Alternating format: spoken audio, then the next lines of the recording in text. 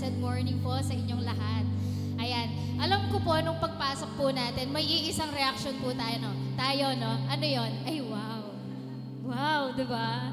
Ayan, may mga improvements po dito sa stage, no? Hindi nyo lang po nakikita, ito pong inaapakan namin, naka-tiles na, no? Yung aesthetic na background, yung cute na logo ng CFSM, no? Lights up here and more. Hallelujah! No, patunay lang po ito na ang generosity ng Diyos ay nag-o-overflow sa buhay ng ating mga kapatid. Amen. Kaya po, purihin ang Diyos sa buhay ng bawat isa. Ayan, and yung mga instrument po na ginagamit ng Diyos upang mas lalong mapalago ang kanyang gawain. Amen. And I would like to also, to extend my birthday greetings to our beloved pastor. Ayan, a blessed and happy birthday po. Ayan, kaarawan po niya kahapon. No, isa po kayong pagpapala sa amin at ang buhay nyo ay isang inspirasyon, no? And nakikita po natin na sa buhay ni Pastor, no, talagang walang hadlang, no? Walang magiging rason para hindi po natin maibahagi ang magandang balita. Amen. Mahal na mahal po namin kayo. Ayan. So, before we start, no, gusto ko pong i-share and i-remind ang bawat isa, no, na ang pagpupuri po natin sa Diyos, ang pagsamba natin sa Kanya ay pakinabang po sa atin. Amen. Do you believe that? No? Talagang ito po, tayo po ang nagbe-benefit dito. Bakit naman ang Diyos nga ang naitataas, ang Diyos ang naitatanghal every time that we worship Him. Amen. Kasi po, yun nga po, no, every time that we worship God, no, aside po dun sa na-divert yung attention natin to Christ, no, and hindi po natin naiisip yung mga problema natin. Hindi lang po yun nare-remind po tayo of who He is in our lives. Amen. Na pag sinasabi po natin, purihin ka, O Lord, ikaw ay makapangyarihan. Nare-remind po tayo na ang Diyos ay makapangyarihan sa buhay natin. Amen. He is an omnipotent God. He is all-powerful. Amen. Na makapangyarihan ng Diyos na wala siyang hindi kayang gawin para sa iyo. Amen. Pag sinabi po natin, purihin ka, O Diyos, ikaw ay dakila ang iyong katapatan. No? Nare-remind po yung sarili natin na tapat ang Diyos sa buhay natin. Amen? And tapat siya sa kanyang mga pangako na hindi niya tayo iiwan ni pababayaan man. Pag sinabi po natin, mabuti ang Diyos, nare-remind po tayo na ang Diyos ay mabuti sa ating buhay. Amen? Na wala siyang intensyong masama sa buhay mo, sa buhay ko. Amen? Na talagang pawang kabutihan lang ang kalooban ng Diyos para sa atin. Amen. His plan is to prosper us and not to harm us, but to give us hope and a bright future. Ganon po kabuti ang Diyos. Amen. Pag sinabi po natin, dakila ang iyong pag-ibig. Amen. Tunay nga na nare-remind tayo sa kanyang walang kondisyong pag-ibig para sa atin. Amen. Na even if we fail, hallelujah, talagang hindi po magbabago ang pagmamahal na yon. No, talagang walang kondisyon ng pagmamahal ng Diyos sa buhay natin. What a wonderful God we have. Amen. Kaya po karapat dapat siyang mapurihan ngayong umagang ito. Tayo pong lahat ay sama-sama. Hallelujah. Kami po ay nagagalak. Tayo pong lahat ay tumayo. Hallelujah. Let us rejoice. Thank you, Jesus. Hallelujah. We give you praise. We give you glory. Thank you, Lord. Woo! Giver of every breath I breathe, author of all eternity, giver of every perfect thing, to you be the glory. We sing, maker of heaven and of earth, no one can comprehend your word, king over all the universe, to you be the glory.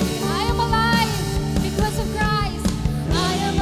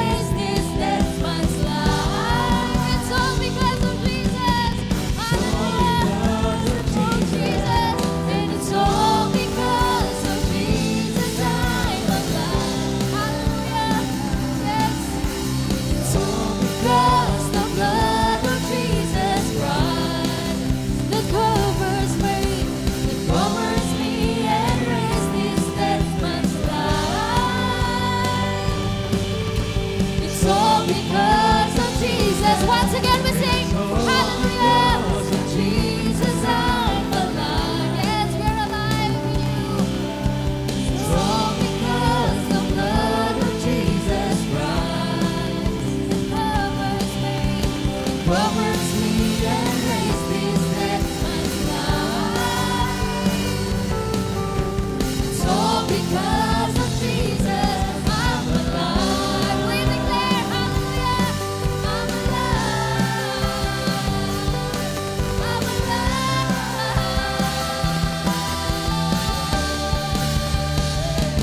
I'm alive. We give you praise. Praise you, Lord Jesus. Hallelujah. Worship you, Jesus. Narapat kang papurihin, Panginoon. Hallelujah. Praise you, Lord Jesus. Hallelujah. Oh, worship you, Jesus. Oh, we worship you, Jesus. Worship you, Jesus. Hallelujah. Glorious. Oh, shout it out and glorious. And make it louder. Jesus, we shout your name. And Jesus, we make your praise glorious. You are glorious. Praise the Lord Jesus. Hallelujah.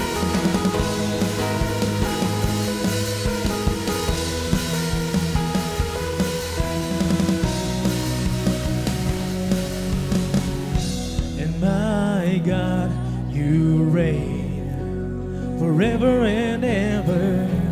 How great your name, and your love remains forever and ever, and you stay the same. Shout it out, hallelujah. If you know it's good, hallelujah.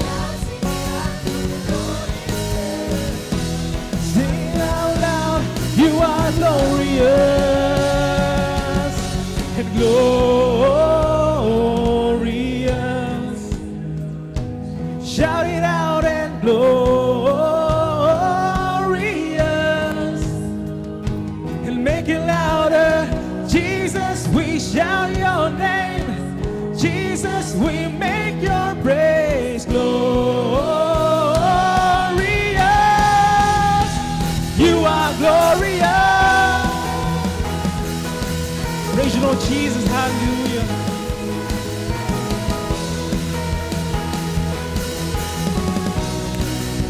My God, hallelujah. And my God, you reign.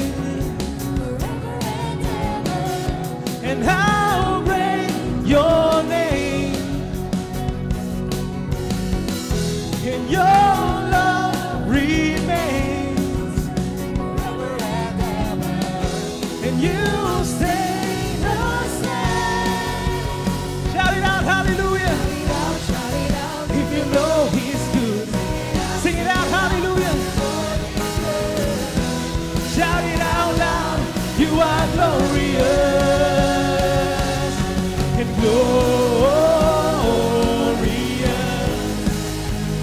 And shout it out and glorious.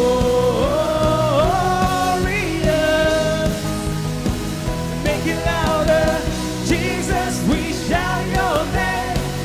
Jesus, we make your praise glorious. You are glorious. Hallelujah, Jesus. Praise you, Lord Jesus. Spirit and truth. Hallelujah. Shine, Jesus. And shine, Jesus. You shine for all the world to see. You are glorious. And shine, Jesus. You shine for all the world to see. You are glorious. Shine, Jesus. Hallelujah. Shine, Jesus, in our lives. Hallelujah. World to see. You are glorious. You are glorious. You are glorious. Oh,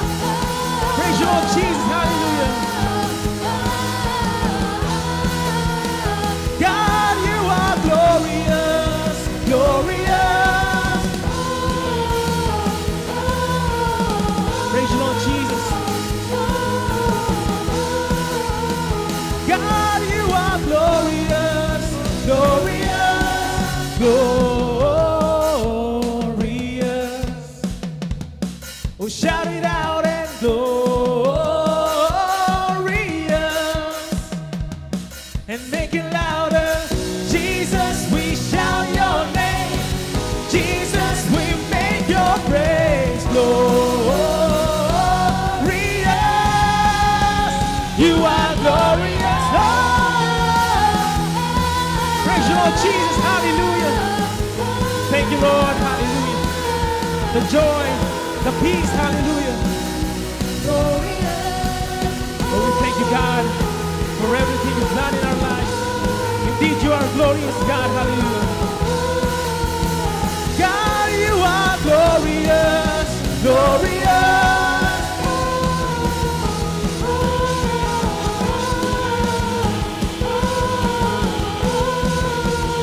God, you are glorious, glorious. Praise you, Lord Jesus. Hallelujah. Worship you, God. God, you are glorious, glorious. Worship you, Jesus. Hallelujah. Yes, hallelujah, Lord. Hallelujah, Jesus. Indeed, it's all because of you, Jesus. It's all because of you. Hallelujah. Oh, Lord, hallelujah. You are the only one that we desire, oh Lord God. Hallelujah. We want to know you more each day of our lives, oh God. Hallelujah. We praise your name, oh Lord God. We glorify your name. You are worthy, oh Lord God. You deserve all the praises. Hallelujah, Lord. Hallelujah. We lift your name. Hallelujah. Walang ibang pangalan, Panginoon, ang aming itataas, Panginoon, kundi ang pangalan ni Jesus. Hallelujah. What a great name. What a powerful name. What a beautiful name. Hallelujah. Wala na pong ibang pangalan, Panginoon. Oh, we thank you for everything. We thank you for your love, oh God, for your goodness in our lives, for your faithfulness, oh Lord God, for your grace, oh Lord God, for everything that you have done, oh Lord God. Tunay nga, Panginoon, na bawang mabubuti lamang, Panginoon, ang kagustuhan mo sa bawat isa, oh Lord God. And our hearts are full of thanksgiving, oh Lord God. Our hearts are full of gratefulness, oh Lord God, because of you, oh Lord God. Hallelujah. Hallelujah. This is the time to lift your voices to God, to give him thanks, to give him praise. Oh, hallelujah. Oh, we praise your name. Oh, we praise your name.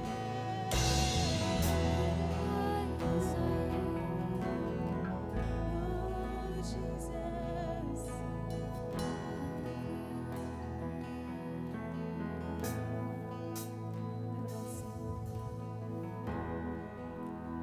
You gave it all for me.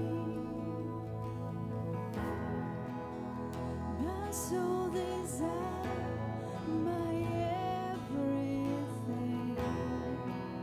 And all I am is devoted to you.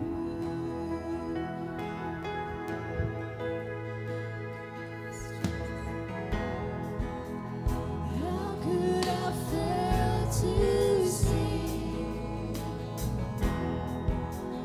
you are the love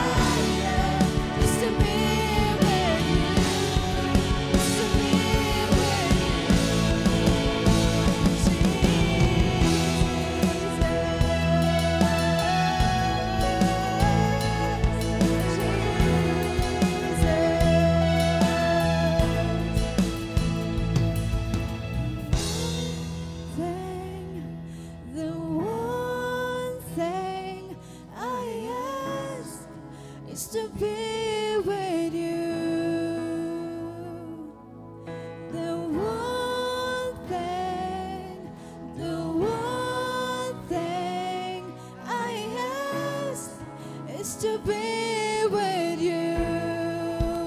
Once again, the one thing I ask is to be with you. The one thing I ask is to be with you.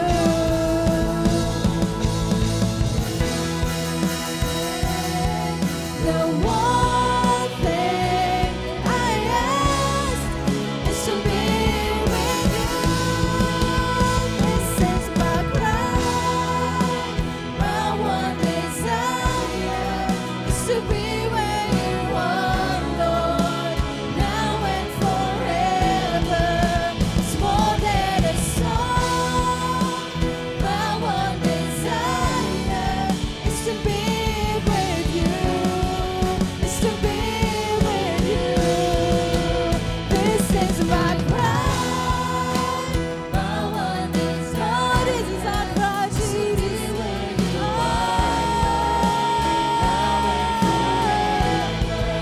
It's more than a song. My one desire is to be with you. Is to be with you. Is to be with you. Is to be with you. Lord, I give you my heart. I give you my soul. I live for you alone. Every breath that I take, every moment I'm awake. Lord, have your ways in me. Lord, I give you my heart. I give you my soul. I live for you alone. Every breath that I take, every moment I'm awake. Lord, have your ways in me. Lord, I give you my heart. Let us all sing, church. Give you my soul. Oh, yes, Jesus. I live you are worthy, hallelujah. Every breath that I take, every moment I'm awake. Lord, have your ways in me. Lord, I give you my heart. Oh, we give you our hearts. Oh, we give you our soul.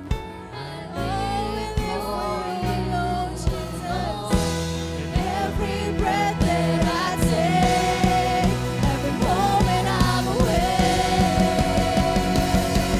Lord, have your ways in me. Lord, I give you my heart. I give you my soul. I live for you alone. Every breath that I take, every moment I'm awake. Lord, have your ways in me. Lord, I give you my heart. I give you my soul. I live for you alone. Every breath that I take, every moment I'm awake. Lord, have your ways in me. Lord Jesus,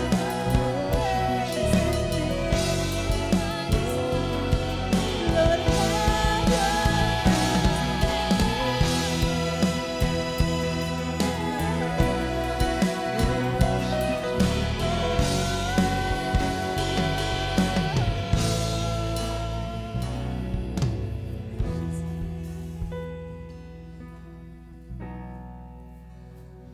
Lord, have your way in us this morning.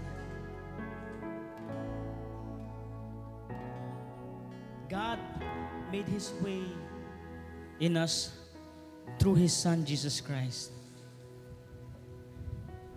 And there is no reason for us not to worship Him in spirit and in truth.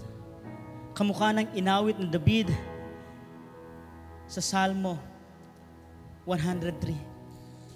Bless the Lord, O my soul. Ngayong umagang ito, mga kapatid, nararapat lamang na purihin mo ang Diyos na nagligtas sa iyo, na umibig sa iyo nang walang hanggan. Siya ang unang nagmahal. Siya ang unang nagbigay. At sa Kanya natin unang naranasan kung ano ang ibig sabihin ng unconditional love. And this morning, He deserves the highest worship and adoration from His children. Sing from the top of your lungs. Sing through your soul. He deserves it. Hallelujah! Purihin ka, Panginoon, ng aming kaluluwa, ng aming buong lakas, ng aming buong pagkatao, Diyos. Hallelujah!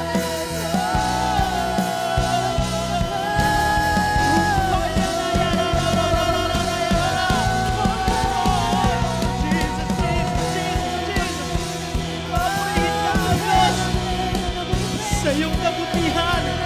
Hallelujah! Hallelujah! Sing! Sing unto the Lord a new song! Sing unto the Lord a new song! Hallelujah! Hallelujah! Oh, praise you, Jesus! Praise you, Lord! Oh, yara bakanda! Shikayara bakanda! Yarara, yarara! Oh, hallelujah! Hallelujah! Hallelujah! Hallelujah! Yes! Oh, we worship you, God, in spirit and in truth! Oh, praise you, Jesus! We praise you, Jesus! Hallelujah! Hallelujah! Napakasarap magpuri sa iyo, Panginoon. And it is our great privilege, Lord God, to be in the presence of the one and true living God. Maraming salamat, Panginoon, that we were reconnected to you through our Lord Jesus Christ. Kami ngayon, Panginoon, ay kaugnay at nakadugtong sa iyo sa pamamagitan ni Kristo. Lord, we believed that in this morning, we are victorious, Lord God, over sickness and diseases, over poverty, over sadness, over anxieties and worries. We have victory over this, Lord God, because Jesus is within us. We praise you. We glorify you, Lord God, in Jesus' name. Amen and amen. Oh, Lord, I give you my heart. I give you my soul. I live for you alone. Every breath that I take, every moment I'm awake. Lord, have your way in me. Lord, I give you my heart. I give you my soul. I live for you alone. Every breath that I take, every moment I'm awake. Lord, have your way in me. Oh, we praise your name, Jesus. Hallelujah.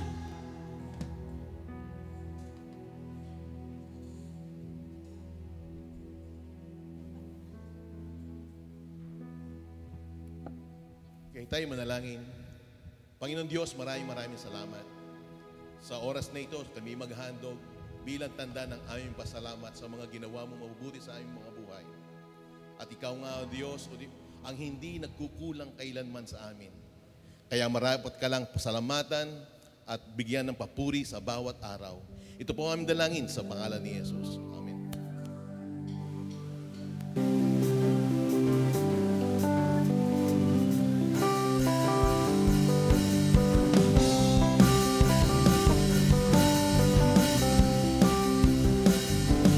Giver of every breath I breathe, author of all eternity.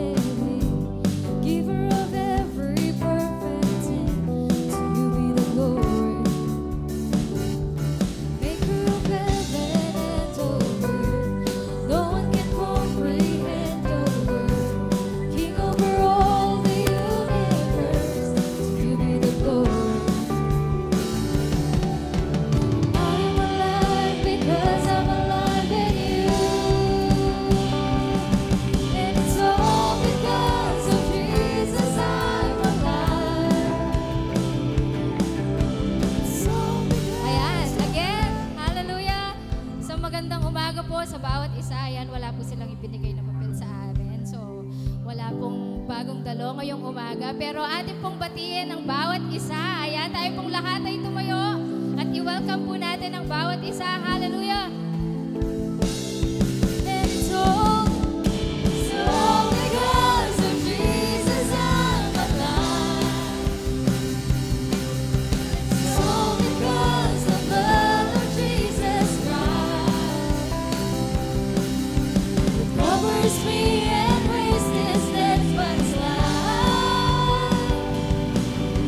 It's all because of Jesus. Every sunrise sings your praise. The universe cries out your praise. Singing freedom all my days. Now that I'm alive. And it's all because of Jesus I'm alive. It's all because the blood of Jesus Christ that covers me and raised this dead man's life. It's all because of Jesus, and it's all because of Jesus I'm alive. It's all because the blood of Jesus Christ that covers me and raised this dead man's life. It's all because of Jesus I'm alive. I'm alive. I'm alive.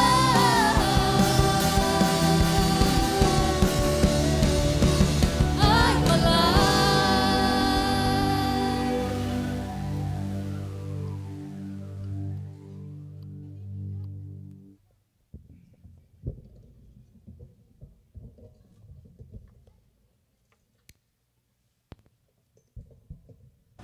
Test mic.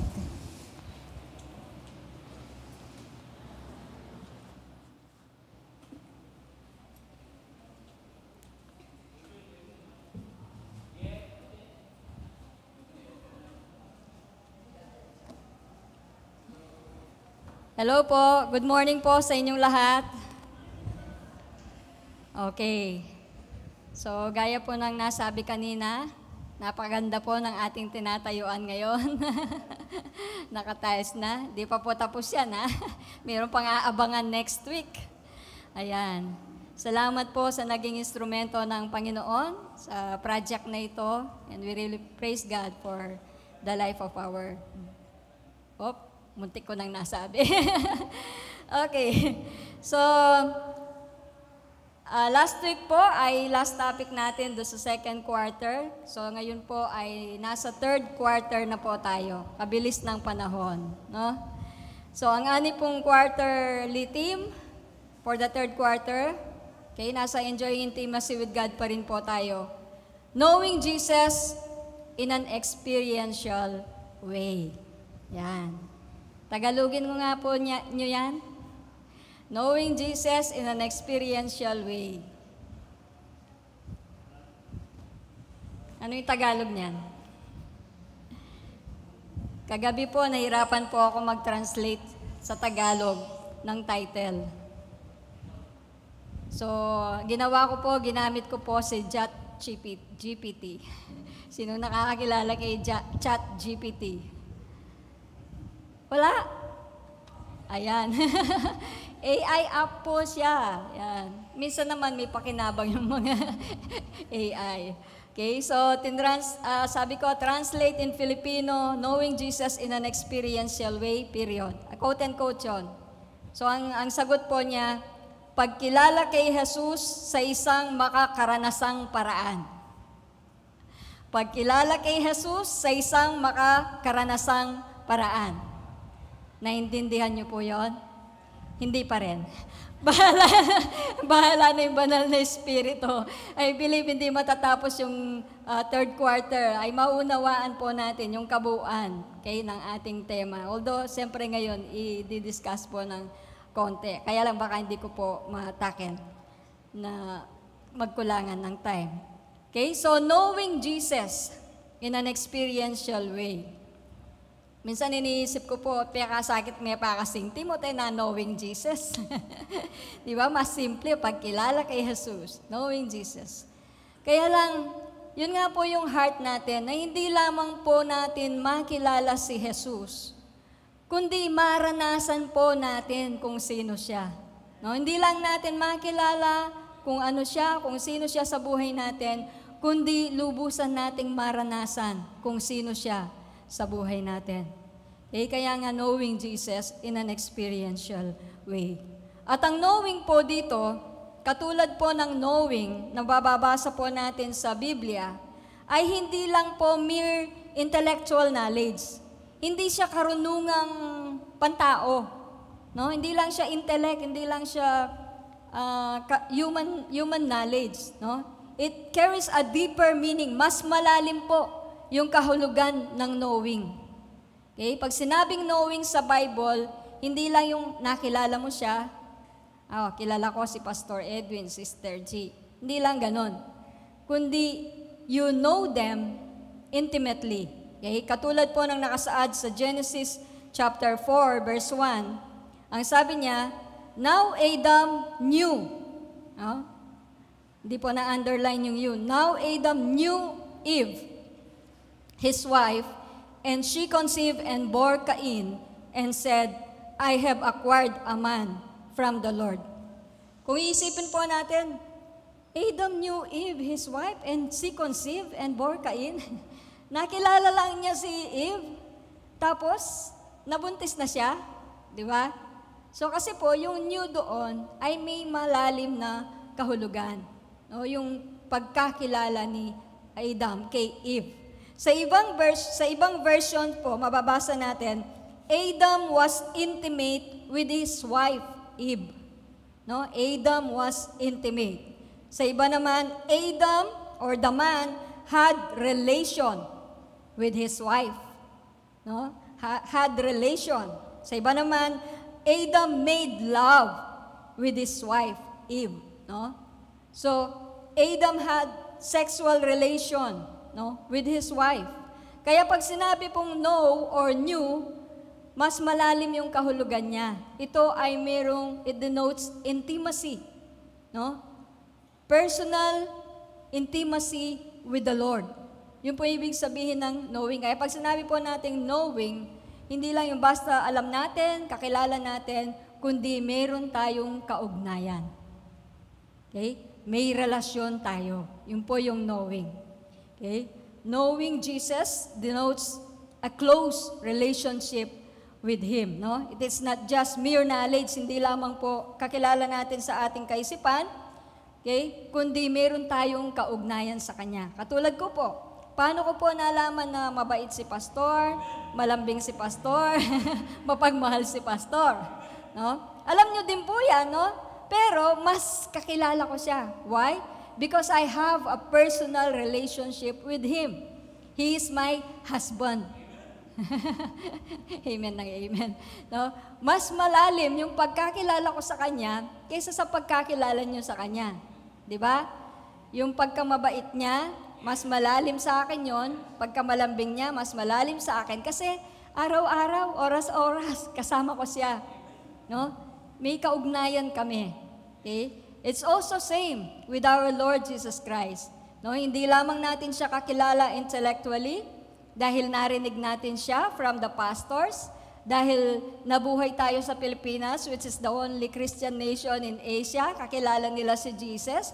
May facts tayo, information about His life. Di ba?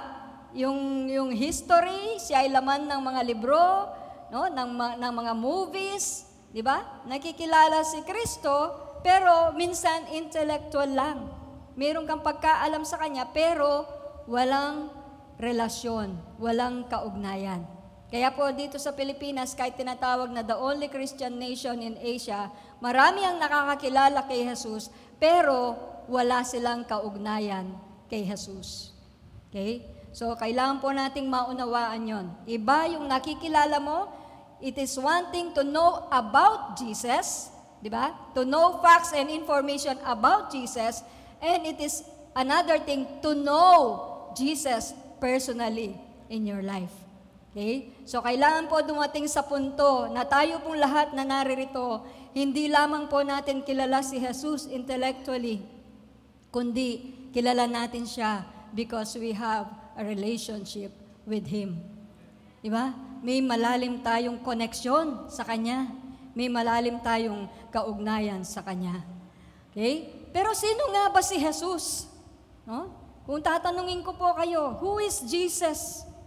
Why do we need to know Him intimately and personally? Okay? Sino po si Jesus para sa inyo? Who is Jesus? Sige po, recitation muna tayo. Sagot. Talaga. Pastor Edwin, who is Jesus? Love of your life. Yeah, wow, ganda. Love of my life. Yung iba po. Savior. Okay? Our Savior, our glorious Savior. Sino pa? Ano pa po? Ha?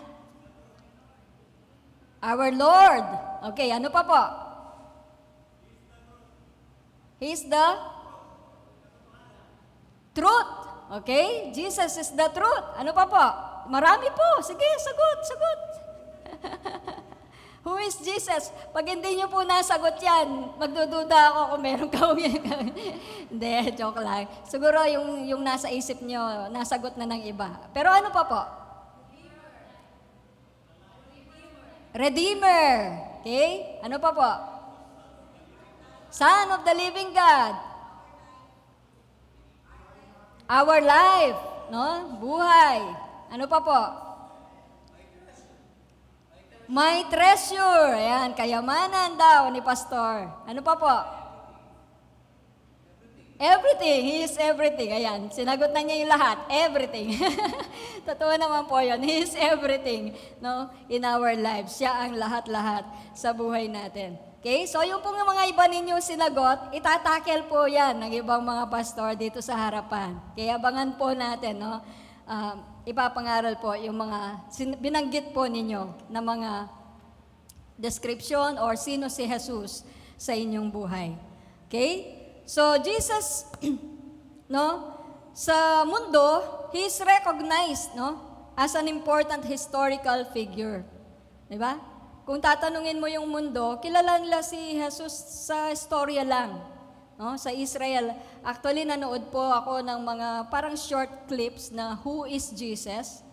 Meron po silang tinanong na mga sa iba't ibang bansa, talagang hindi nila kakilala kung sino si Jesus. Meron nakakakilala dahil narinig lang nila. No? Sinasabi nila na yung mga Christians naniniwala kay Jesus. Do you believe that Jesus is God? Sabi nila, no, I do not believe. He is a man. No, yung iba, propeta siya, isa siyang one of the greatest teachers that ever lived. Para sa kanila, katumbas lamang siya ni Confucius, ni Mohammed, no, na mga dakilang tao o philosophers na nabuhay dito sa mundo. No? Actually, even in Israel, hindi nila kilikilala. Marami ang hindi pa kumikilala kay Jesus. Diba? Na siya ay anak ng Diyos, na siya ang Mesyas. Okay? So marami pa po sa mundo, no, na hindi pa po nakakakilala kay Jesus. Yes, they know about Jesus. Minsan, they know about Jesus, but they don't have a relationship with Him. Wala silang kaugnayan sa Kanya. Okay? Jesus is not just an amazing person. Hindi lang siya isang napakadakila o kamanghamanghang tao na nabuhay dito sa mundo. No? Kundi He is the Son of God. He is the free gift of God to us. Siya po ay regalo, dakilang regalo ng Diyos sa ating mga buhay. Siya yung fulfillment o katuparan ng mga hula sa lumang tipan. Okay? He is the God in the flesh. Siya ay Diyos na nagkatawang tao. He is not just one of the greatest teachers, but He is the greatest teacher that ever lived. Diba? Hindi lamang siya isa sa mga dakilang guro, kundi siya lamang ang pinakadakila na nabuhay dito sa mundo. Wala pong may tutumbas sa Kanya. Even Confucius, even Mohammed, lahat ng filosofiya nila, yes, nakakatulong, pero walang nakakatumbas sa mga katuruan ng ating Panginoon at sa naging buhay ng ating Panginoon dito sa lupa. No one can be compared to Him. Amen? Okay. So, sabi ko nga po kanina, it's one thing to know about Jesus, it's another thing to know Him personally in our lives. Sa New Testament po, after po nating mabasa yung kapanganakan ng ating Panginoon, yung next nating mababasa ay yung dedication niya sa temple, di po ba? Kung saan sabi ni Simeon, inihayag sa kanya ng banal na Espiritu na hindi siya mamamatay hanggat hindi niya nakikita ang tagapagligtas. Kaya po nung nagpunta siya sa temple, nandun din ang ating Panginoon. No, dinededicate siya, pinepresent siya ni Joseph and Mary, no, bilang mga panganay na anak, dinededicate po sila sa temple. Okay? So, all male, yung mga firstborn males are dedicated unto the Lord because they are holy unto the Lord. No? Yun po yung dahilan kung bakit dinedicate siya sa temple. Okay? At sabi po ni Simeon, ngayon, maaari na akong mamatay dahil nakita na ng aking mga mata ang tagapagligtas. Okay? Nakita na ng aking mga mata ang tagapagligtas. And I believe tayo pong lahat dito, hindi man natin nakita physically ang ating Panginoon, pero nakita na ng ating mga mata, ng ating puso, no? Ng ating pananampalataya, mata ng pananampalataya, ang tagapagligtas. At yan po ay si Jesus. Amen? So after dedication, the next thing we'll read about Him ay nung nasa templo na naman siya, when He was 12 years old. Di ba? Mababasa natin na nagtatanong siya, no? He is in the midst of teachers of the law, no? Mga tagapagturo ng Israel. Nagtatanong siya at sumasagot siya. At ano po sinasabi ng Biblia? Lahat ng nakarinig sa kanya ay namangha.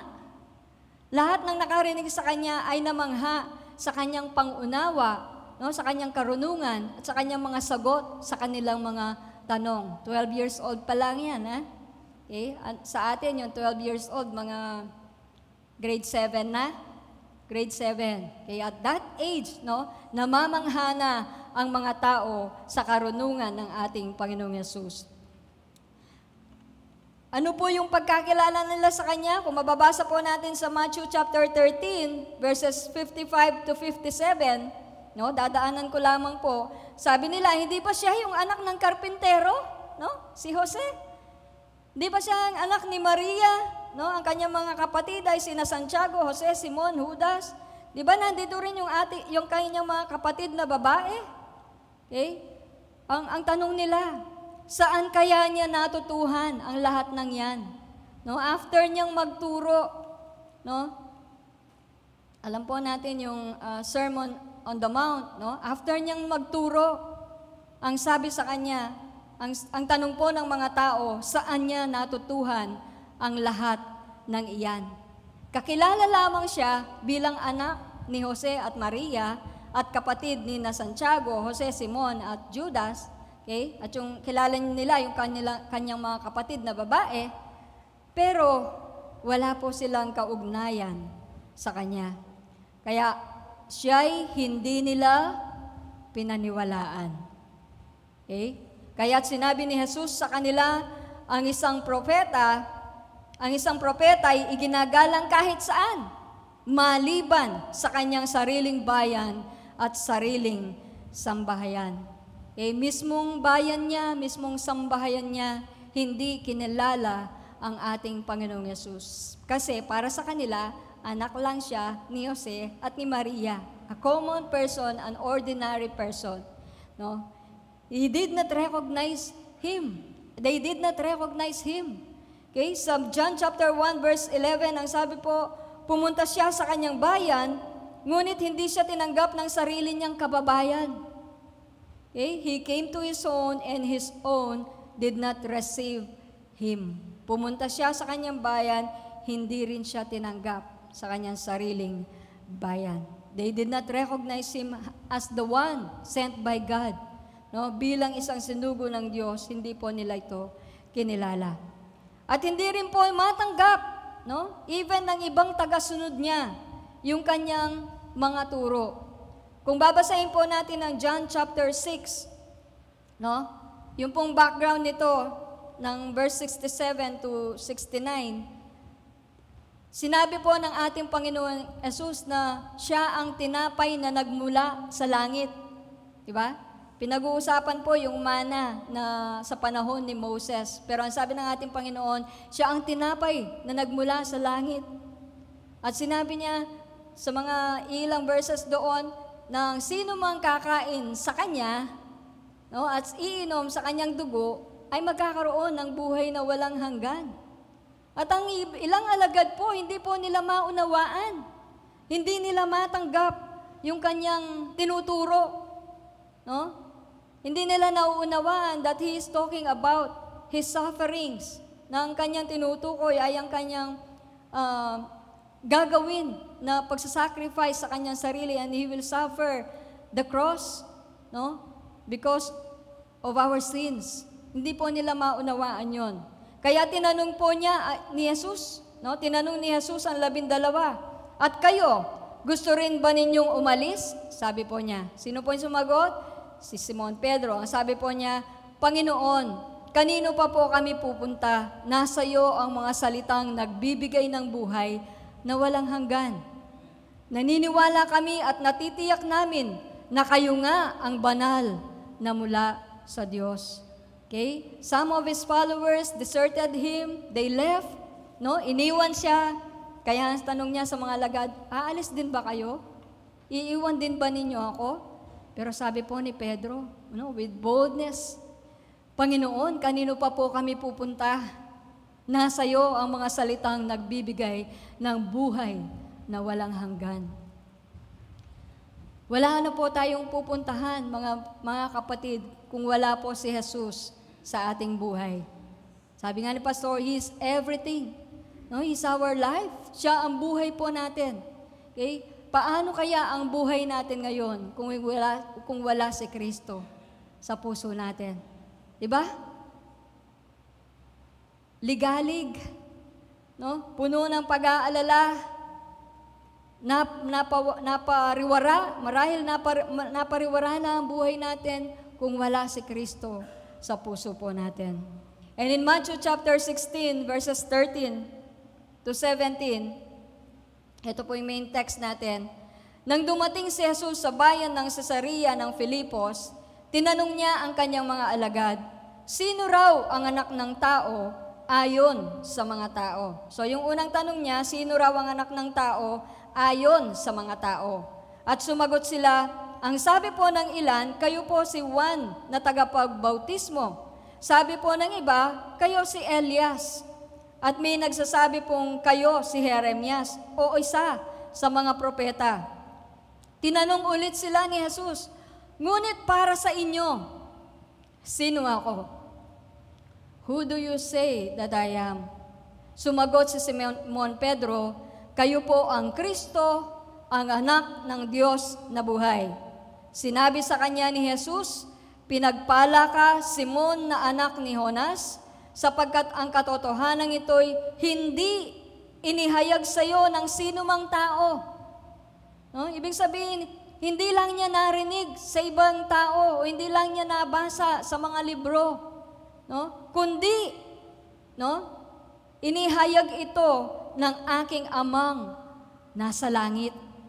Okay, ulitin ko po, ang katotohanan ito'y hindi inihayag sa iyo ng sino mang tao, kundi ng aking ama na nasa langit. Okay? You are the Christ, the Son of the living God. You are the Christ. Sabi po ni Peter, Kristo. No? Kristo means Messiah, the anointed one. No? Siya ang pinadalang Mesyas, no? Para maging tagapagligtas ng bansa, hindi lamang ng bansang Israel, kundi ng buong mundo. He's the Son of the living God. Kapag sinabi mong Son of the living God, He is God Himself. He's the Son of God eh. Diba? Kaya nga pag sinasabi niyang, kiniklaim niya that He is the Son of God, binabato siya. Because for them, that is blasphemy. Itinuturing niya yung sarili niya na Diyos. Dahil sinasabi niyang siya ay anak ng Diyos. No? But Peter, no, boldly answered Jesus, you are the Christ, the Son of the living God. Kaya ang sabi ni Jesus, hindi yan ipinahayag sa iyo ng sino mang tao. Hindi yan mababasa sa libro. Hindi yan makukuha sa mga ibang tagapagturo, kundi inihayag ng aking Ama na nasa langit. Okay? All of us here, sa lugar na ito, kaya po tayo naririto ngayon, I believe dahil hindi lang natin narinig si Jesus. Kung lumaki ka sa isang Christian family, mula bata ka, naririnig mo na si Jesus. Iba po yung naririnig mo si Jesus, pero iba yung kapahayagan na mula sa Diyos Ama. Si Pedro, ang kapahayagang yun ay hindi niya narinig sa tao, kundi ang Diyos Ama ang naghayag sa kanya. Okay? Maliban na may hayag sa puso po natin kung sino si Jesus, ibig sabihin, mali yung ating pagkakilala sa Kanya. Kasi baka narinig lang natin sa ibang tao, kaya nabasa lang natin sa libro, o napanood lang natin sa sine, napanood lang natin sa mga films. No? But a person who truly knows who Jesus is, nakikilala niya kung sino si Jesus sa kanyang buhay, ibig sabihin na naipahayag sa kanya ng Ama. Naihayag sa kanya ng Ama, hindi ng sinuman, kundi ng Diyos Ama. Ang tawag po doon ay revelation knowledge. Kaya nga, ang pagkakilala kay Jesus ay hindi lang intellectually, it should be revealed unto us by the Father, through His Spirit. Naihahayag kung sino Jesus sa puso natin, no? By God Himself, by the Spirit Himself. Inihahayag niya kung sino si Jesus sa buhay po natin. Nung nabubuhay po si Kristo, inihahayag niya kung sino ang Ama. Okay? Ngayon, ang naghahayag sa atin ay ang banal na Espiritu. Diba? Kung sino si Jesus, inihahayag ng banal na Espiritu sa pamamagitan ng salita ng Diyos. Kaya kapag ating binabasa ang salita ng Diyos, sabi nga, the Word of God is just logo. Kung hindi siya magiging rema sa puso mo. So it should be na ang logos o yung salita na word lang, na aklat lang, ay maging rema sa puso po natin. Ibig sabihin, it is quickened by the Holy Spirit, na kapag binabasa ang salita ng Diyos, pinag-aaralan mo, no? Reading, hearing, hindi lang isang pagbasa, hindi lang isang pagdinig, kundi hearing and hearing. We continually hear the Word of God hanggang sa ito ay maging alive sa puso po natin, maramdaman natin na totoo, no? Sa puso natin kung sino si Kristo. Kaya nga, maliban na may hayag ng Ama sa puso natin kung sino si Kristo, ang ating pong pagkakilala sa Kanya ay superficial lang. Hindi totoo. Pero kapag naihayag ng banal na Espiritu sa puso natin, no, habang binabasa natin ang salita ng Diyos, diba? Ang mga katotohanan ng salita ng Diyos, habang binabasa natin, habang pinapakinggan natin, biglang-bigla, parang nakaramdam tayo ng apoy sa puso natin. Nakilala natin, nabuksan ang ating mga mata, na-enlighten tayo ng Holy Spirit kung sino talaga si Jesus. Kung ano ang mga katotohanan patungkol kay Jesus, ano ang mga katotohanan patungkol sa Diyos. Yun po yung revelation knowledge. It's not intellectual knowledge, it's revelation knowledge. Kaya po yun po yung asamin natin na makuha. No? Asamin natin na maging karanasan natin. Araw-araw ng buhay natin, God reveals Himself to us. Diba? Araw-araw pinapahayag ng Diyos kung sino siya sa buhay natin. Araw-araw nagbabasa tayo ng salita ng Diyos kasi doon inihahayag ng Diyos kung sino siya sa buhay po natin. Okay? So hindi po inihayag ng sinumang tao kundi ng Amang nasa langit. Nakukuha po ninyo? Okay? Kailangan po, yun po yung asamin natin sa buhay po natin. Lahat ng katotohanan sa Biblia, unless na hindi ito revelation na galing sa Diyos, kapahayagang mula sa Diyos, yan po ay intellectual knowledge lang. Maaaring from Genesis to Revelation, marami kang alam sa Biblia, pero kung walang kapahayagan ng Diyos, kahit alam mo ang buong Biblia, kung walang kapahayagan ng Diyos sa puso mo kung sino talaga siya, superficial knowledge lang po yun. Intellectual knowledge lang po yun.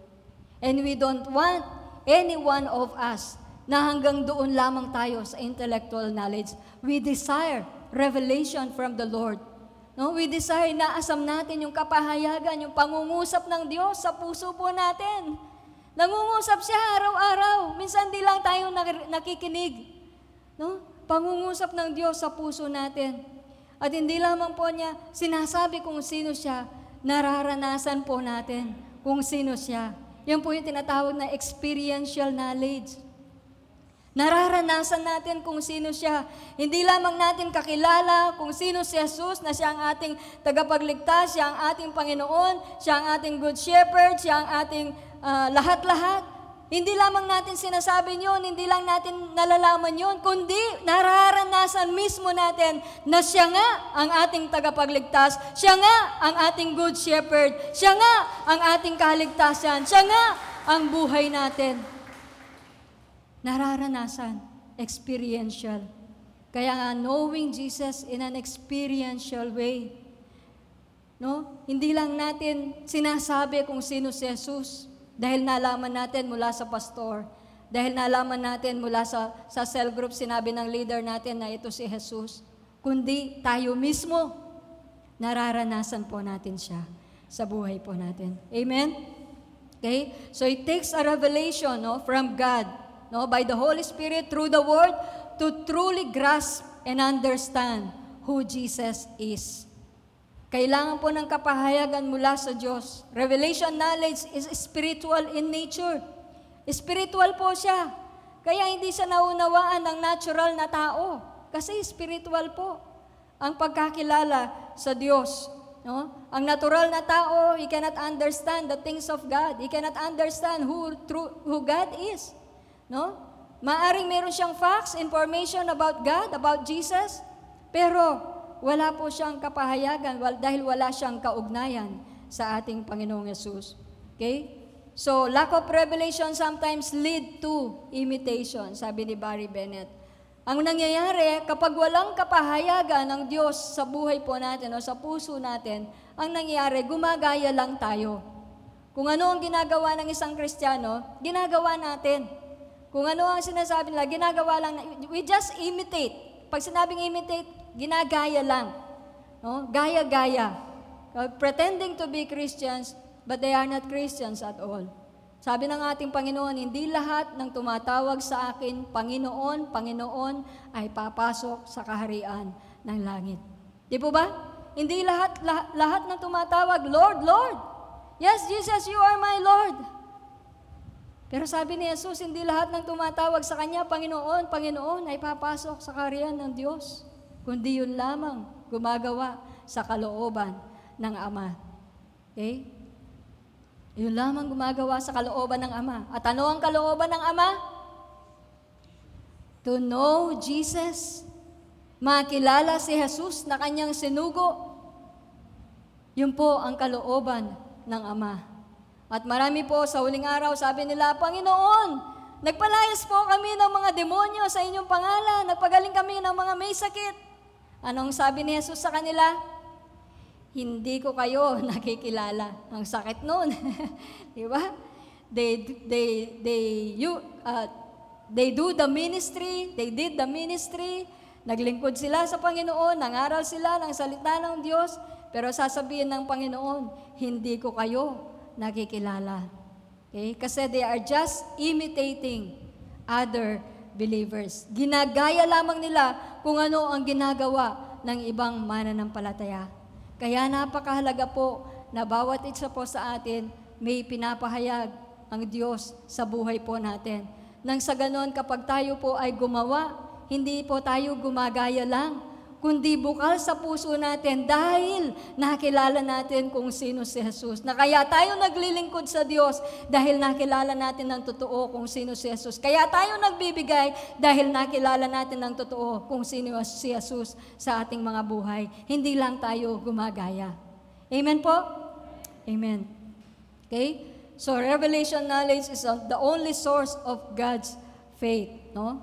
Pananampalataya sa Diyos. Kaya katulad po ng faith comes by hearing and hearing the Word of God. Ganun din po yung revelation knowledge. No? It comes from hearing and hearing the Word of God until it becomes alive. No? Hanggang sa ito ay maging buhay, no? Sa puso po ng bawat isa sa atin. Okay? It is also the revelation knowledge, no? Ang nag-e-enable sa atin kung bakit po na-endure natin. Napapagtagumpayan natin. We have that endurance. We have the confidence. We have the assurance in God. No? Because of the revelation knowledge. Kasi habang nakikilala mo kung sino si Jesus sa iyong buhay, no? Na-overcome mo ano man ang dumating na bagyo, ano man ang dumating na problema sa buhay mo, ma-overcome mo. You can endure it because you know who Jesus is in your life. Kaya kayang-kaya po nating pagtagumpayan kapag kilala natin kung sino si Jesus sa buhay po natin. We can endure all things. Ako po, hindi niyo ako tatanungin kung bakit ko po na-overcome lahat. Sa lahat ng pinagdaanan po namin ni Pastor, it's only because of Jesus. Because He is alive in us. Inawit po natin. Because of Jesus, we are alive. May buhay po tayo. Because of Jesus, we can overcome the things na binibigay ng mundo, worries, anxieties, di ba? Takot, pag-aalala, lahat ng binibigay ng mundo, we can overcome because of Jesus. Dahil po kay Jesus, He is our strength. He is the source of everything in our lives. So we do not only know facts about Jesus, but God revealed Him to us through His Spirit. Ipinahayag po ng Diyos kung sino siya sa buhay po natin. So bakit po ba kailangan nating makilala si Jesus? Hindi ba sapat na tinanggap mo siya bilang Panginoon at tagapagligtas ng buhay mo? Hindi ba sapat na hindi ka na mapupunta ng impyerno, kundi mapupunta ka na ng langit? Diba? Di ba sapat na Panginoon na siya ng buhay natin? Hindi pa po sapat yun. Hindi natatapos doon. Okay? So what are the importance of knowing Jesus? First, knowing Jesus is knowing God. Ang pagkilala kay Jesus o pagkaunawa kay Jesus ay pagkakilala rin, pangunawa din kung sino ang Diyos. If you want to know God, kung gusto mong makilala kung sino ang Diyos, you need to know Jesus. Kung gusto mong malaman kung sino ang Diyos Ama, you need to know Jesus. Because Jesus is the exact representation of God, of the Father. Siya po yung exact representation, is the exact image of God. Kung sino siya, ayun din po ang Ama. Kaya nga po sa John chapter 14 verse 7, ang sabi niya, kung kilala niyo ako, kilala niyo rin ang aking Ama. At ngayon nga ay nakilala at nakita niyo na siya. Wala po yung verse, binabasa ko lang po, pakinggan natin. Kung kilala niyo ako, kilala niyo rin ang aking Ama. Di ba? At ngayon nga ay nakilala at nakita niyo na siya. Nakilala at nakita niyo na siya. Paano? Because God, Jesus Christ, is God in the flesh. Si Jesus ay Diyos na nagkatawang tao. Kaya nakita nyo na siya, nakilala nyo na siya. Tinutukoy niya ang kanyang sarili. Ang sabi po ng John 12:45, at ang nakakita sa akin ay nakakita na rin sa nagsugo sa akin. Di ba? Meron bold and confidence si Jesus na sabihin, ang sino mang nakakita sa akin ay nakakita na sa nagsugo sa akin. Ibig sabihin, nakakita na sa Diyos. Na siyang nagsugo sa Kanya. Sa Diyos Ama. At John 14 verse 9, ang sabi niya, sumagot si Jesus, Kasi tinatanong ni Felipe, Panginoon, ipakita niyo po sa amin ang Ama. Di ba? Tinatanong niya. Sumagot si Jesus, Felipe, ang tagal na nating magkasama. Hindi mo pa rin ba ako kilala? Ang nakakita sa akin ay nakakita na rin sa Ama. Paano mo nasabing ipakita ko sa iyo ang Ama? Okay? Ang nakakita sa akin ay nakakita na rin sa Ama. Okay? Katagal ng kasama ni Felipe, pero hindi pa niya lubusan nakikilala si Jesus na siya ang Diyos na nagkatawang tao. Ang nakakita sa Ama ay nakakita na sa akin. Okay? So knowing Jesus is knowing God. If you want to know who God is, you learn Jesus, or you should know Jesus, who He is in your life. Okay? So knowing Jesus is eternal life. Okay? So ang sabi po ng John 3:16, you shall have eternal life. Karamihan po ang pagkaunawa natin dito ay buhay na walang hanggan sa langit. Di ba? Yung eternal life, everlasting life. But eternal life is not a possession. Eternal life is an experience. Okay? John 17 verse 3. At ito ang kahulugan ng buhay na walang hanggan. Next verse. Slide. Okay, wala pala. Okay? So, ang sabi po ng John 17:3, lagi po natin binabanggit ito, at ito ang kahulugan ng buhay na walang hanggan. This is eternal life, ang sabi po ni Jesus. Ano daw yung eternal life? Ang makilala ka ng mga tao na ikaw lang ang tunay na Diyos at makilala rin nila ako na sinugo mo. Okay? Yun daw po yung buhay na walang hanggan. Kaya po, ang buhay na walang hanggan o eternal life is knowing Jesus. Knowing Jesus is eternal life. Okay? The only way to determine, para ma-determine, malaman kung tayo ay kung meron tayong tunay na buhay, if we have Christ in us. Kung meron tayong Kristo sa buhay po natin. Okay? So, sa 1 John 5:12, ang sabi po niya, ang sino mang nasa Kanya, ang anak ng Diyos, ay may buhay na walang hanggan. Sino daw po yung may buhay na walang hanggan? Yung sino mang nasa Kanya, ang anak ng Diyos. He who hath the Son has life. No? Siya daw na mayroong anak ng Diyos ay may buhay na walang hanggan. Ngunit ang sino mang wala sa Kanya, ang anak ng Diyos, ay walang buhay na walang hanggan. Lahat po ng may buhay na walang hanggan, magtaas ng kamay. Yan, ibig sabihin, meron na po tayong lahat ng Kristo sa buhay po natin. Dahil may Kristo tayo sa buhay po natin, meron tayong buhay na walang hanggan. Hindi lang po ito buhay na walang hanggan doon sa langit. Sabi ko nga po, buhay na walang hanggan is knowing Jesus. Habang tayo ay nabubuhay dito sa mundo, we should get to know who Jesus is in our lives. And knowing Him cannot be exhausted. Hindi po pwedeng exhausted, hindi pwedeng matapos, hindi pwedeng mapagod. No? Kasi yung pagkakilala natin kay Jesus ay tuloy-tuloy. Hindi yan nag-i-stop.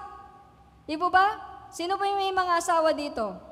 Hanggang ngayon ba, kilala nyo na ang asawa ninyo? Kung minsan, meron pa rin kayong hindi alam sa kanya. No? Si pastor, alam na daw niya ako. No? Diba? Kasi yung intimacy, yung relationship, ay tuloy-tuloy. Hindi yan nag-i-stop. Knowing your wife, knowing your husbands, knowing your friends, knowing your children, no? Tuloy-tuloy yan. No? Yung pagkakilala natin sa kanila. Kasi may relasyon tayo sa kanila. Ganon din po sa ating Panginoong Yesus. No? Hindi ito nag-i-stop. Tuloy-tuloy natin kinikilala kung sino si Jesus sa ating buhay. Okay? And that life, that eternal life, no, na napa sa atin, it brings freedom, kalayaan. Habang nakikilala mo si Jesus, na siya ang buhay na walang hanggan. Siya ang ang buhay na yun, nagbibigay ng kalayaan. Kalayaan sa lahat ng bisyo, kalayaan sa lahat ng alalahanin sa buhay. Diba? It brings joy and peace, kapanatagan, kagalakan sa buhay. Kung kilala mo si Jesus, you are full of joy. No? You have peace in your heart. Actually, bunga yan ng Espiritu Santo eh. Pero kapag nakikilala mo si Jesus, yun nga, naihahayag sa iyo ng Diyos kung sino si Jesus sa iyong buhay, yung kapayapaan na nasa puso natin, yung kagalakan, yung pag-ibig na nasa puso natin, lumalabas, nagmamanifest, umaapaw. No? Dahil sa patuloy nating pagkakilala sa ating Panginoong Yesus, kung sino si Jesus sa ating buhay. Kaya nga po nagkakaroon tayo ng assurance in life. No? Katiyakan sa buhay. Hindi tayo alipin ng takot, kundi may assurance tayo, may confidence tayo that God will never leave us, He will never forsake us. Diba? Sabi ni David, I have never seen the righteous forsaken. Ang mga matuwid, kailanman ay hindi pababayaan ng Diyos. Meron tayo pong ganong assurance because of the life we have in Christ. Kaya nga napakasarap ng buhay na kay Kristo, di ba? Ang buhay Kristiyano ay masayang tunay. Totoo po yun, masayang tunay. Dahil puno ng kagalakan, kapayapaan, kapag ang puso natin at kaisipan ay nakatuon kung sino si Jesus sa buhay po natin. Okay? And knowing Jesus captivates our hearts and transforms our lives. Knowing Jesus captivates our hearts. Ano yung captivate? No? Kinukuha niya. Anong captivate sa Tagalog? Binibihag, yun. Binibihag niya yung puso natin. No? Ibig sabihin na lalo tayong nai-in love. Habang nakikilala natin si Jesus, lalo tayong nai-in love sa Kanya. And that brings transformation in our lives. No? Nagdadala ng pagbabago sa buhay po natin. No? Dati kang masungit. Dati kang laging nakasimangot. Dating galit. No? Pero ngayon, amen ang amen si Pastor. Pero ngayon, no, napakaaliwalas na ng mukha mo. No? Dahil si Jesus na nasa sayo ay nagbibigay, no, ng kagalakan, kapayapaan. It transform your life. No? Physically, sabi nga ni Pastor, hindi naman na born again yung physical natin eh, yung soul natin. No? Kung maliit ka, hindi ka naman tumangkad. Kung medyo maitim ka, hindi ka naman pumuti. No? Pero na-transform sa atin yung spirit natin. At kung ano yung nasa spirit, yun po yung lumalabas. Kaya nag-iiba yung aura natin.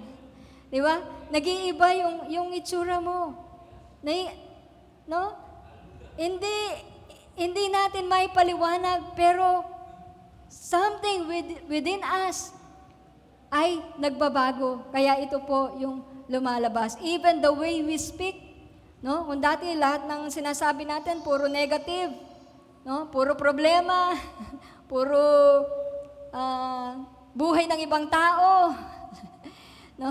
Lumalabas sa bibig natin, pero ngayon, yung lumalabas na, no? Ay salitang mayroong pag-ibig, salitang mayroong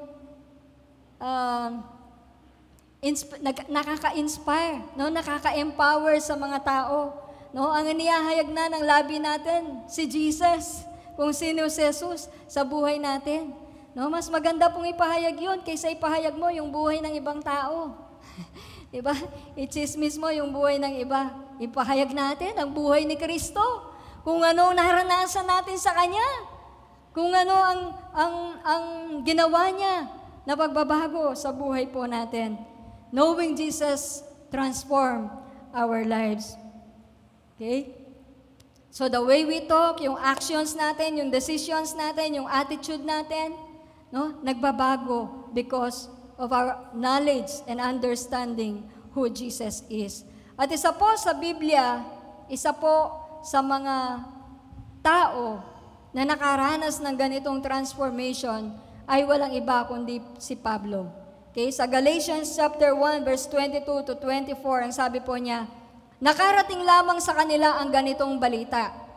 Okay, so si Pablo po ay nagpapahayag dito, ang dating umuusig sa atin ay nangangaral na ngayon ng pananampalatayang dati sinikap niyang wasakin.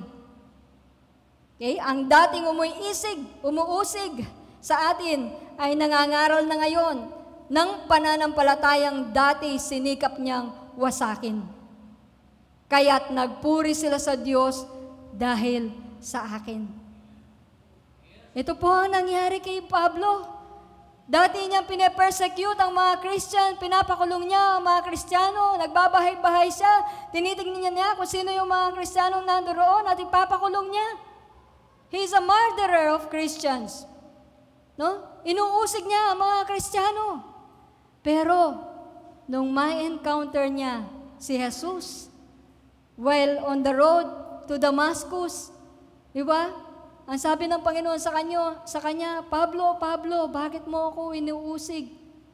Sino po kayo? Ako si Jesus na yung inuusig. Okay? And from that time on, no? Mula sa oras na yon, ang buhay ni Pablo ay na-transform.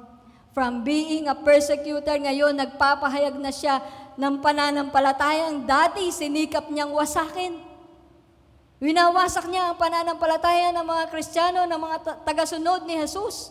Pinapapatay niya, pinakukulong ang mga Kristiyano, pero ngayon, siya na ang nagpapahayag kung sino si Kristo, na siya ang Mesyas na sinugo ng Diyos, ang tagapagligtas na sinugo ng Diyos. What a transformation. Di po ba?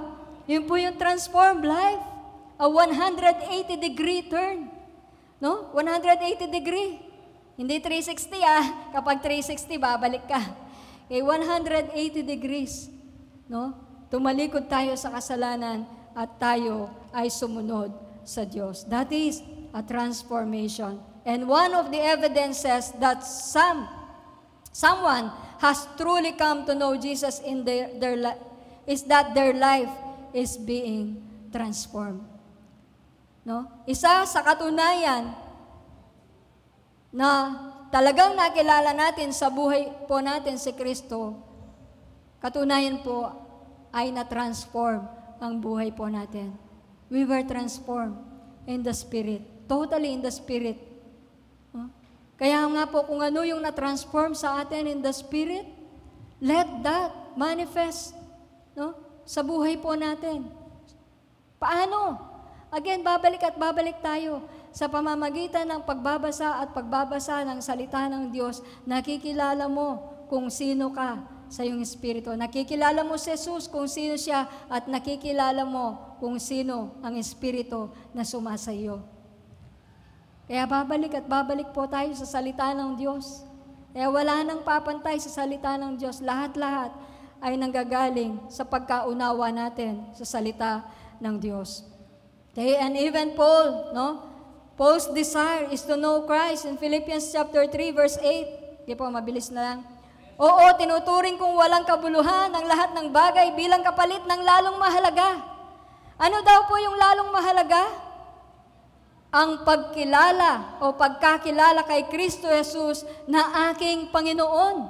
Ang lahat ng bagay ay pinalagay kong walang kabuluhan at tinuturing na basura. Makamtan ko lamang si Kristo. Itinuring niya ang lahat ng bagay. Edukado po si Pablo. Isa siyang Pariseo. Marami siyang nalalaman. Mataas ang kanyang pinag-aralan. Marami siyang mga kaibigan.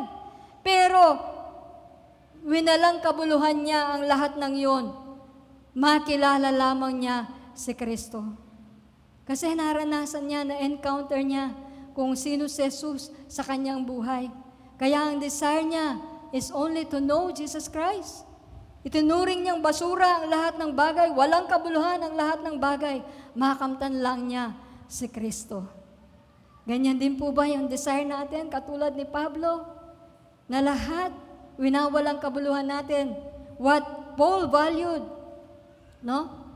Paul valued his knowledge of Christ above all things.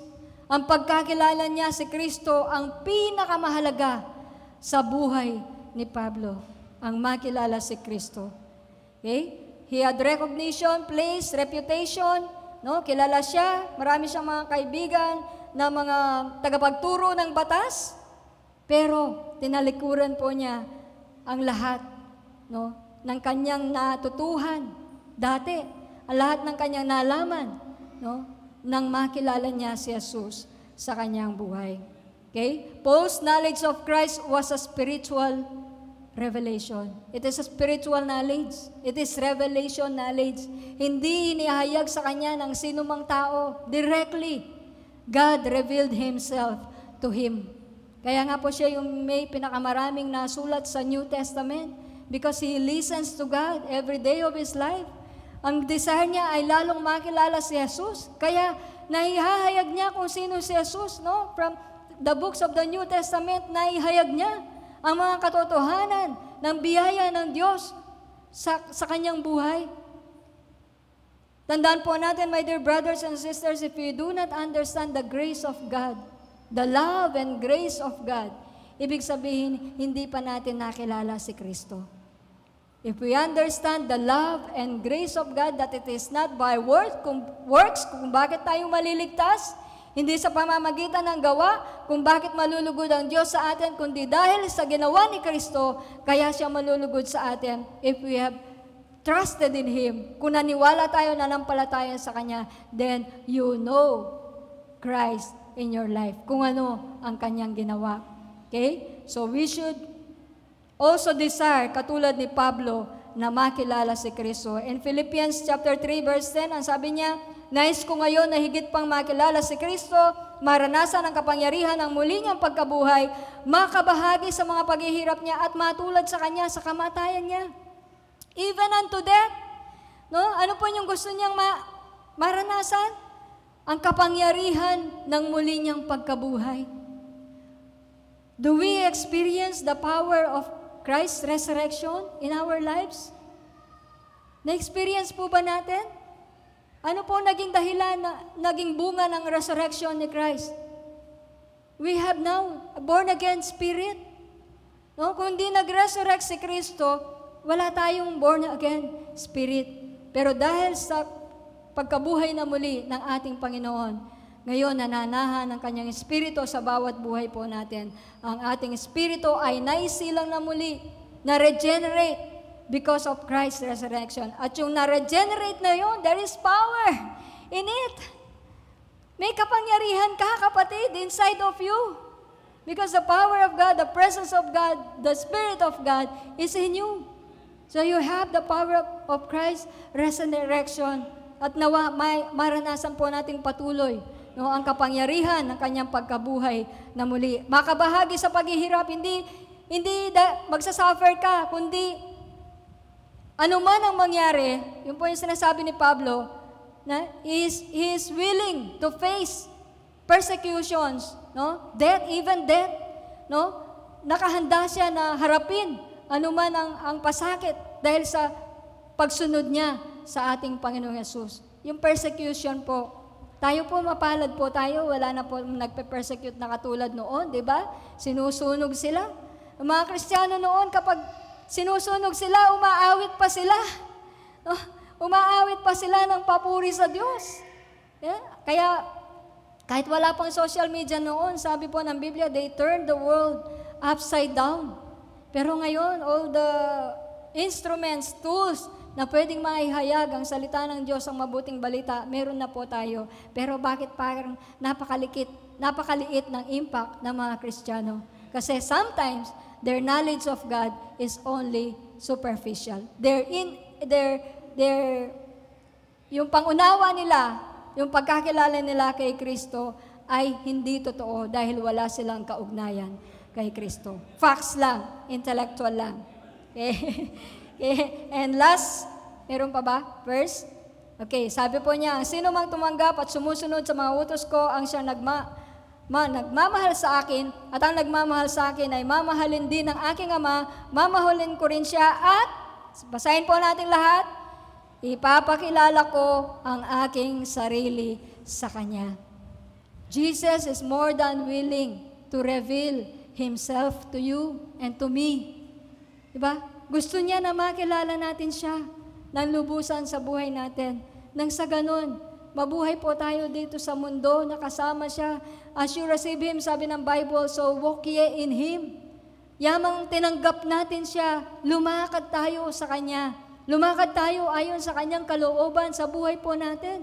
May layunin po ang Diyos kung bakit po tayo naririto. May layunin si Kristo kung bakit niya tayo tinawag. Kaya na mabuhay tayo, lumalakad sa kalooban ng Diyos. And let us continue to know Jesus Christ in our lives, not only intellectually, but may God reveal who Jesus is in our lives every day, every minute of our lives ay makilala po natin si Kristo sa buhay po natin. Tayo pong lahat ay yumuko at manalangin. Salamat po, Panginoong Yesus, sa pagpapakilala niyo po sa amin kung sino po kayo, Diyos. At alam namin sa mga susunod pang mga linggo, Lord God, patuloy po kayo namin makikilala sa buhay po namin. At patuloy na maihahayag, O Diyos, ng banal na Espiritu kung ano ang iyong ginawa sa bawat buhay po namin. Purihin ka at pasalamatan sa pangalan ng aming Panginoong Yesus. Amen. Amen.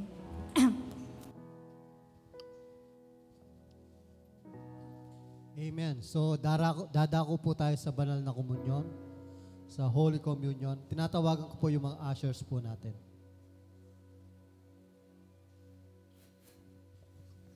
Ang pira-pirasong tinapay at katas ng ubas ay ang pinakamakapangyarihang simbolo. Tandaan po natin, salitang simbolo ng ating kaligtasan, ng ginawa ng Panginoon sa ating mga buhay. Kaya ngayong umaga ay alalahanin po natin ang kanyang kabutihan. Alalahanin po natin ang ginawa niya sa buhay ng bawat isa sa atin. At ngayon, hindi lamang intellectually, kundi personally, ay ma-appreciate po natin ang Diyos, ang ating Panginoon Hesus sa kanyang ginawa. Manatili po tayo sa diwa ng panalangin at presensya ng Diyos. Haba pong pahingi po.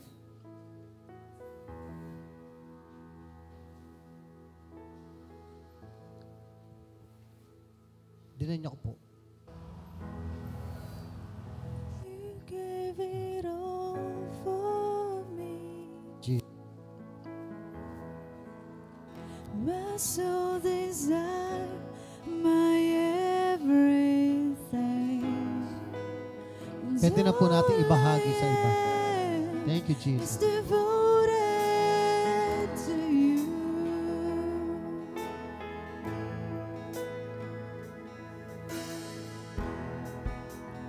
How could I fail to see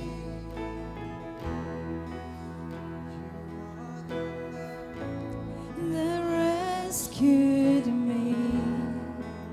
And all I am is devoted to you.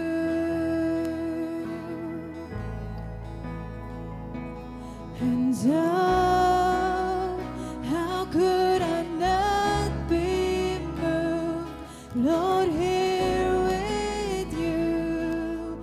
So having your way in me, 'cause Lord, there is just one thing that I will sing. This is my cry, my one desire is to be where you are, Lord, now and forever. It's more than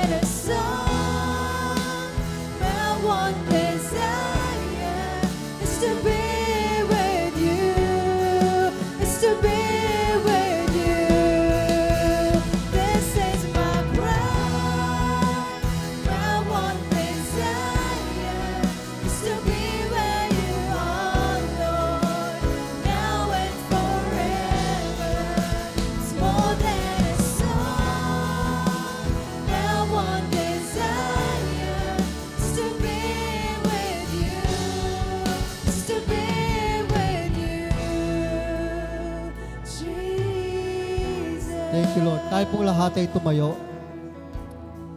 Salamat, Panginoon. Tunay nga, O Diyos, napakabuti po ninyo sa buhay ng bawat isa sa amin. Salamat, O Diyos, sa inyong pagmamahal. Salamat, O Diyos, sa inyong pag-ibig. At hindi lamang po ni ito sinabi, kundi inyo pong ginawa, inyo pong ipinahayag sa buhay ng bawat isa sa amin. Kaya dalangin po namin, Panginoon, na tunay nga po namin kayong makilala at maranasan pa. Gaya po na sinabi ni Pablo, one thing I desire, ay makilala ka, Panginoon, sa aking buhay. Yun nawa, Panginoon, ang aming desire sa aming mga puso, na hindi lamang intellectually, but experientially, ay makilala at maranasan po namin ang iyong buhay, ang iyong kapangyarihan, ang iyong pag-ibig sa buhay ng bawat isa sa amin. Itaas po natin ang tinapay. Sabi po ni Pablo, ito ang turo na ibinigay sa akin ng Panginoon at itinuturo ko naman sa inyo. Noong gabing traidorin ang Panginoong Yesus, kumuha siya ng tinapay at pagkatapos niyang magpasalamat sa Diyos, hinati-hati niya ito at sinabi, ito ang aking katawan na inihahandog para sa inyo. Gawin ninyo ito bilang pag-alala sa akin. Sabay-sabay po tayong kumain.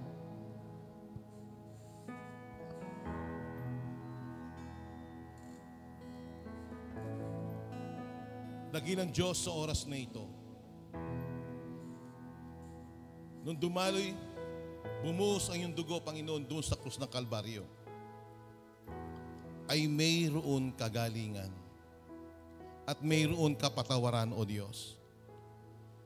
At kami ngayon, Panginoon, na bilang sumampalataya sa iyo, kami ngayon ay kalugod-lugod sa iyo, Panginoon, sa Diyos dahil sa iyong ginawa. At sa gabing yun at sa araw na yun, hinawakan mo ang saro ng kopa at sinabi mo, Panginoon, itong sarong ito ay na dumaloy ang aking dugo sa inyong mga kasalanan. At sa tuwing gagawin niyo to, gawin niyo to bilang ala-ala sa akin. Panginoon, isang kagalakan po namin, Panginoon Diyos, na maalala ka sa tuwing ginaganap namin ito. Ito'y tanda ng aming pasalamat sa nagginawa ninyo sa buhay namin. Malaking utang na loob namin sa iyo, Panginoon. Kulang ang salita namin para pasalamatan ka. Kaya, Panginoon, gagawin namin to bilang ala-ala na ginawa mo sa aming buhay. Sabay-sabay po tayong uminom nito. Thank you, Lord God. Pasalamatan natin ang Panginoon Diyos. We give you praise. Hallelujah, Lord. My one desire is to be where you are, Lord, now and forever. It's more than a song. My one desire is to be with you, is to be with you. This is my cry. My one desire is to be where you are, Lord, now and forever. It's more than a song. My one desire is to be with you, is to be with you. This is my cry. My one desire is to be where you are, Lord, now and forever. It's more than a song. My one desire is to be with you, Lord, is to be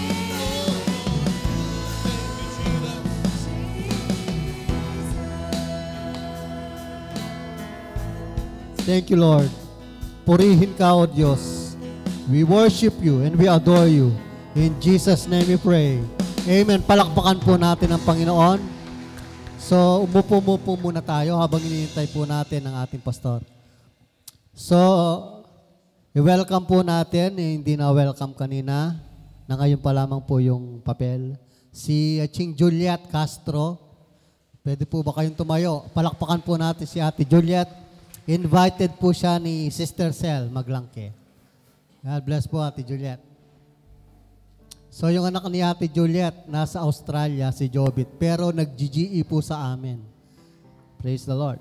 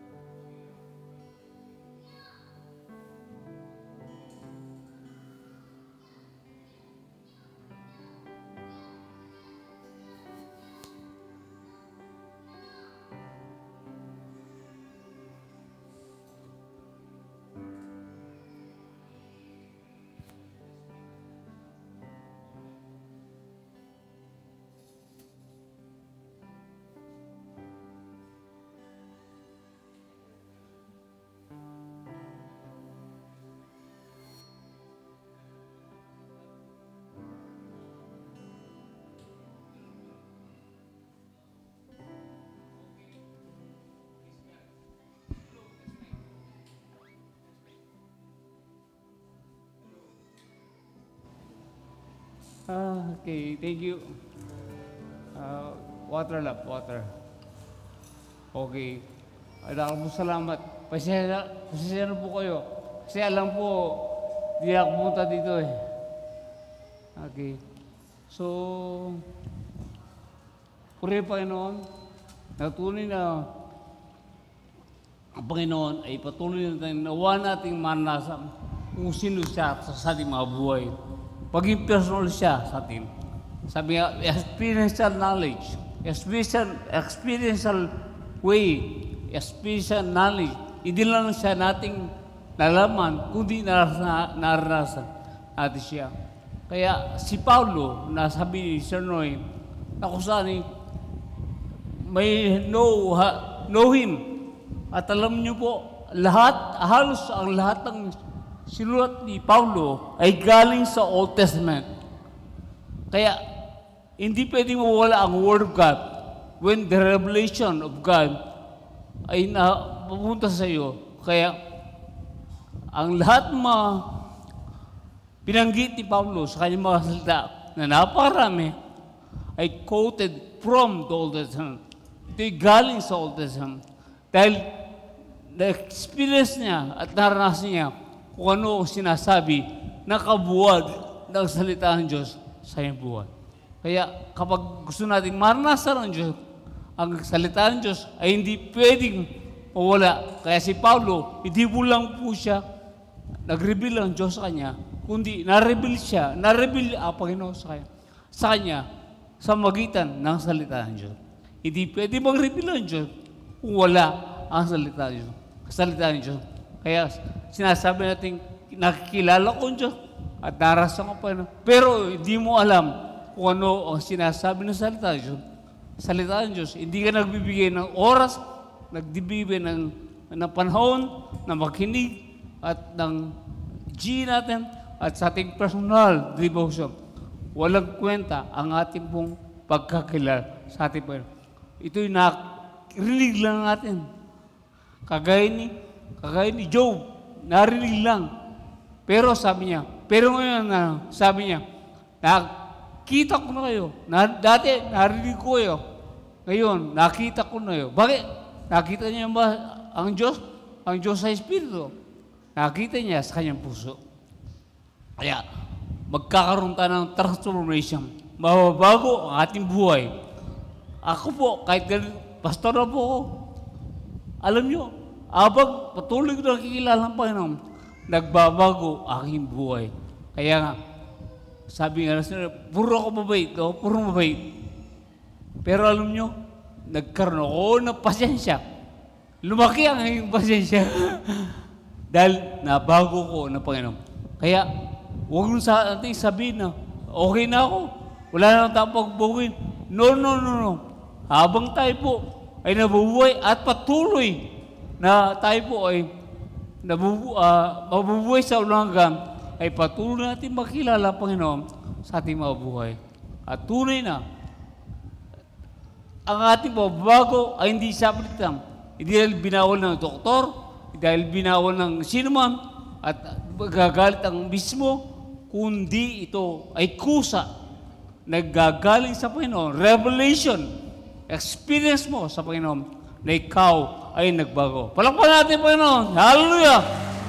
Salamat sa iyo, mga. Sino mag-close? Close ba na? Okay.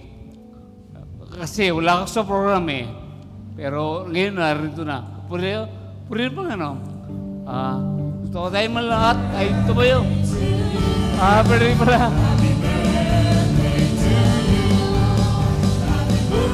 Tumayo po tayo lahat.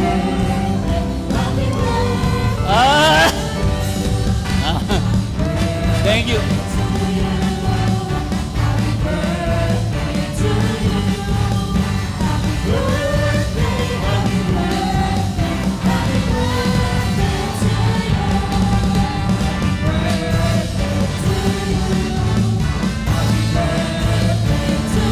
Hallelujah.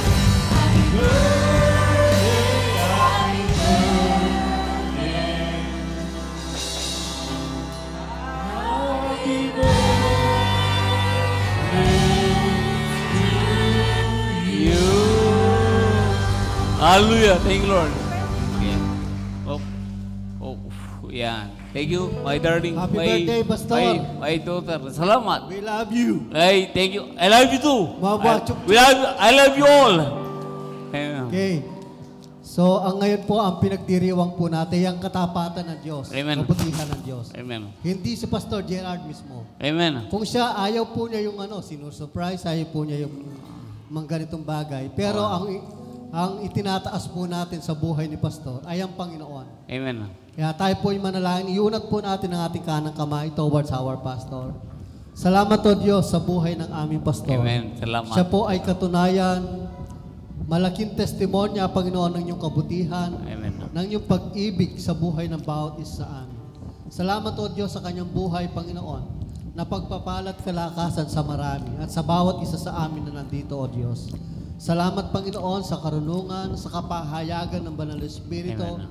na patuloy niyang nararanasan sa kanyang buhay, Panginoon. At naniniwala po kami, o Diyos, sa kanyang pagpapatuloy, lalo ka pa niyang makilala, Yes, Panginoon. yes, Lord. Lalo pa niyang maranasan, Panginoon, ang lalim at lawak ng iyong pag-ibig sa Amen, kanyang amen. buhay.